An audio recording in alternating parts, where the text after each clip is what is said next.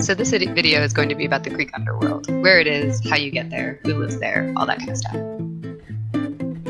So congratulations, you're dead, and hopefully your family has buried you with some money because you're going to need it. So you're taken down to the underworld by the god Hermes, and you meet Charon, the boatman, who ferries you across a river as long as you have the money to pay it for. So there are 5 major rivers running through the underworld. There's the river Acheron, the river of pain, which is the one that the dead are ferried across by Charon. The river Colchitis, the river of wailing. Styx, the river of hatred. Lethe, the river of forgetfulness. And Phlegethon, the river of fire. So assuming your family buried you with money like they were supposed to and you're able to get across the river Acheron, there are 3 major places where you can be taken: Tartarus, Elysian Fields, or Asphodel Meadows.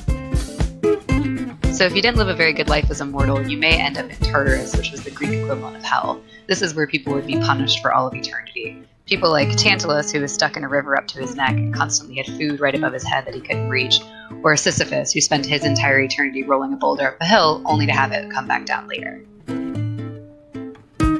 Asphodel Meadows, on the other hand, was basically a whole lot of nothing. This is where the majority of Greek people would go if you lived a life that wasn't that great but also wasn't all that bad. You'd end up in Asphodel Meadows.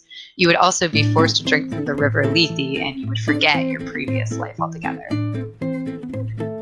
And finally, if you lived an amazing life as a mortal, then you might end up in Elysian Fields, which is the closest that the Greeks got to paradise or heaven. This was the home of the heroic, it was beautiful, it was stress-free, and you would live out the rest of your eternal existence, free from work or anything else.